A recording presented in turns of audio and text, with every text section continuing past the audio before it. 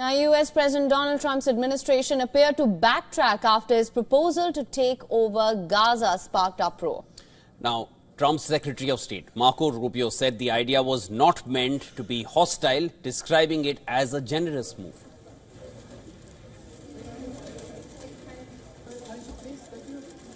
The only thing President Trump has done very generously, in my view, is offer the United States willingness to step in, clear the debris, clean the place up from all the destruction that's on the ground, clean it up of all these unexploded munitions.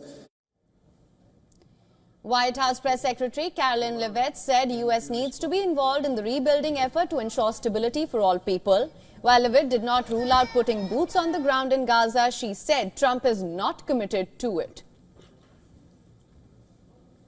The President has not committed to putting boots on the ground in Gaza. He has also said that the United States is not going to pay for the rebuilding of Gaza. His administration is going to work with our partners in the region to reconstruct this region. And let me just take a step back here, because this is an out-of-the-box idea. That's who President Trump is. The United Nations has warned Trump against the ethnic cleansing in Gaza. He underscored the rights of the Palestinian people to simply live as human beings in their own land. The search for solutions, we must not make the problem worse. It is vital to stay true to the bedrock of international law.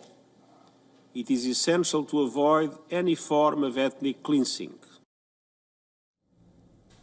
Palestinian President Mahmoud Abbas rejected the proposal, calling it a serious violation of international law and insisting that legitimate Palestinian rights are not negotiable.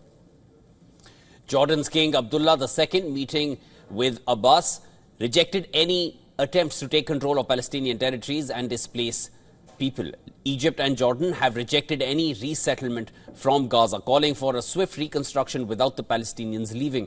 The list of the countries that denounce Trump's plan is long. Let's listen in to some of the reactions that came in.